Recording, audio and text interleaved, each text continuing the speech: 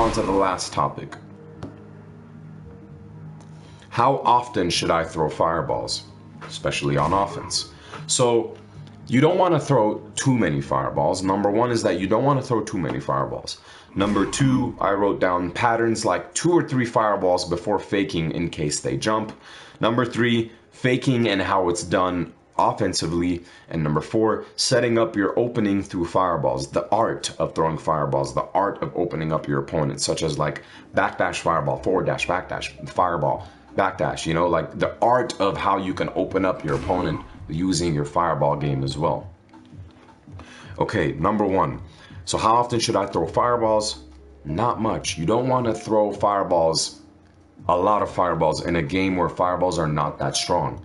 See, Akuma is kind of a special case, even with Akuma, I would say. In general, you don't want to throw too many fireballs because it's just very, very risky. You throw the fireballs just enough. You throw the fireballs to see what exactly your opponent's doing immediately right afterward, and that kind of gives you some sort of confidence in the neutral game. But then you also want to remind him that you have the fireball game. You don't want to make your game plan fireballs, you want to remind him that you have fireballs, so he has to be forced to think about them. So a normal fireball pattern is something like this.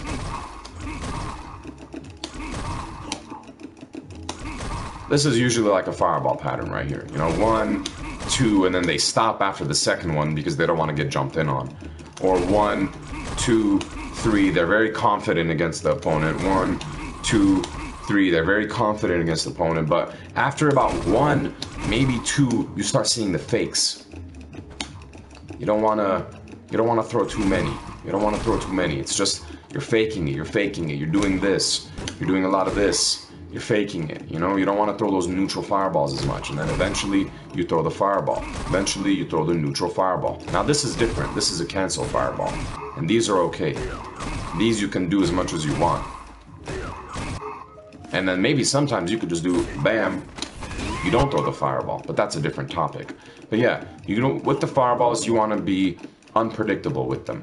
Unpredictable. When am I going to throw the fireballs? But notice, when you play against somebody, or when you watch in high-level tournament, it's very rare in Street Fighter V where somebody's just doing this. Why? Why is it very rare? Well, because they're very risky, and you could get jumped in on. So, the regular pattern that you'll be seeing is around 2 fireballs, a pause, a fake, and then another fireball. Fake, fake, fake. You're gonna see more fakes.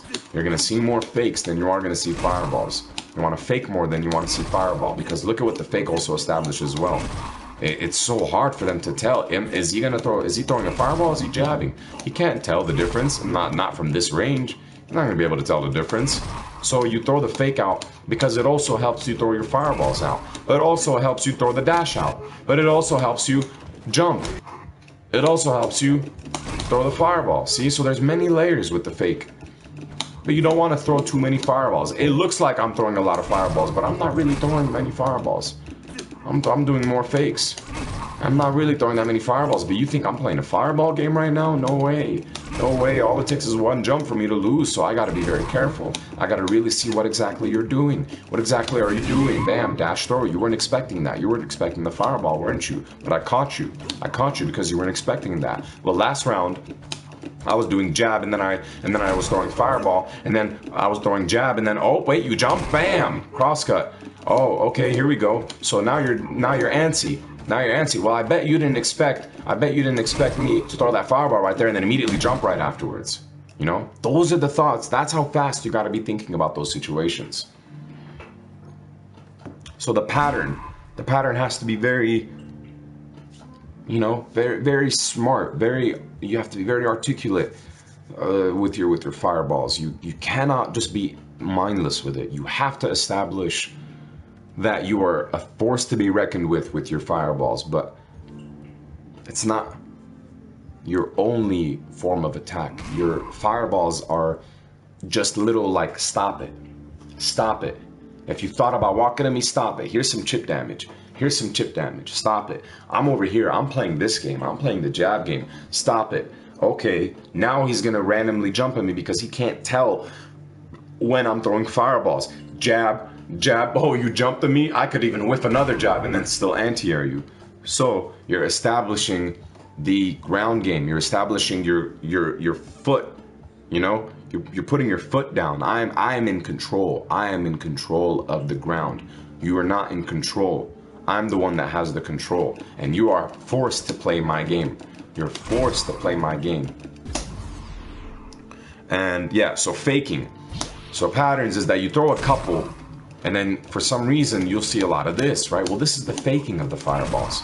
And we just displayed how faking fireballs can lead to your advantage, because it looks like another fireball that you're pressing. It looks like another fireball that you're pressing, but it's not. It's not another fireball. And they cannot distinguish the difference in this range. They won't be able to distinguish the difference in this range. That shit is ASAP quick. Like, no way. The fake establishes your fireball game better, makes you see what your opponent is doing. What exactly is he doing? I'm staring at my opponent when I'm doing these. All right, cool. You're just kind of chilling there. Fireball. All right, cool. You're just kind of chilling there. You're scared of the fireball. Dash, jump. All right, you're cool. Jump. Okay. Okay. All right. I don't really need to do anything. Now watch this. The fake is also very important, because the fake not only leads to your offensive attack, not only leads to a jump, not only leads to a fireball, not only leads to a walk-up button, but it also, more importantly, leads to the anti-air DP, because they're going to jump. They're most likely going to jump. So you want to be ready for the anti-air. So when I'm doing this, I'm ready to anti-air you. I'm literally ready to anti-air you. I'm focused on the air at this point. But okay, you're not jumping. I'm going to have to immediately try to do something, right? The problem is when you have the life lead and you're doing this and they didn't jump, and then you throw the fireball and they jump, they hit you for it, and you're like, why did I throw that fireball if I have the life lead? That's so stupid of me. It all comes down to the download. It all comes down to what is your opponent showing you. If you got hit, then yeah, okay, fireballs are risky. It's your fault. If you don't get hit, you don't get hit. Sometimes you just gotta take it and go. So, setting up your opening through your fireballs, the art of throwing the fireballs. So this entire lesson on how to throw fireballs, notice that it's not so much about the fireballs, but more so of what you can get out of the fireballs. By that I mean, what is my opponent thinking about now?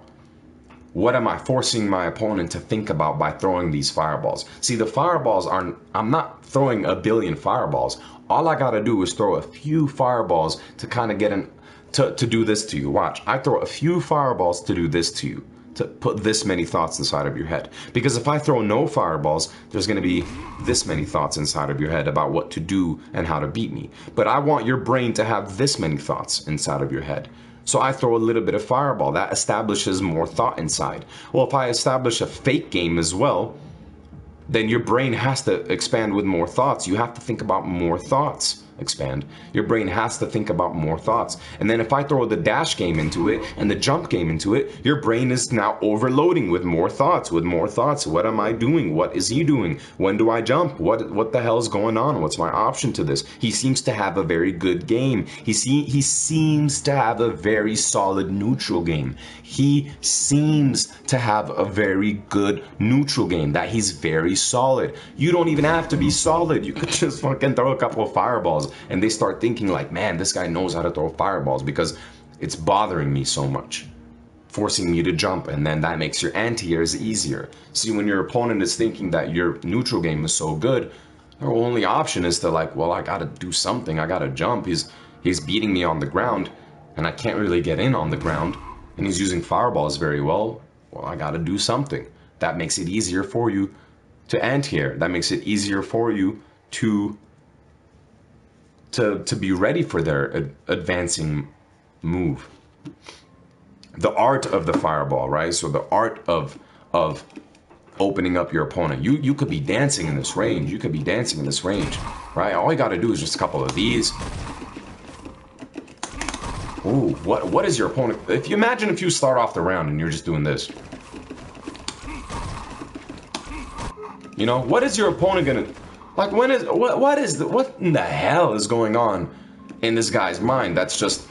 Oh, what's going on? I threw a fireball here. I threw a fireball here. Oh, I backdashed and I threw a fireball. What's going on? Ooh, neutral jump, fireball. What is going on? I don't know what he's thinking about. His movement is sporadic. He's throwing random fireballs. Well, that means maybe I have to random jump.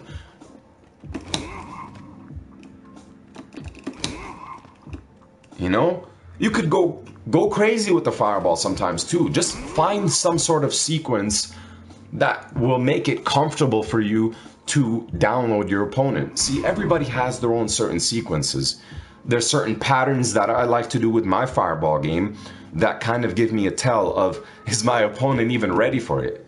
You know? Like, yeah, of course, my most solid shit is that I'm going to be in this range. This is the most solid thing to do, but you find that certain opponents are, they're just nuts. So you have to kind of be a little unorthodox as well. You know, you have to be a little unorthodox. Neutral jump the fire. If they have a fireball, you neutral jump the fireball. You throw some good fireballs. You back up. You go forward a little bit. This movement in Street Fighter V is just deadly, dude. It's just so deadly because it's so hard to react. You know. Now I'm not saying always do that. What I'm saying is when there's some sort of scramble type of neutral and it's very tense, you could.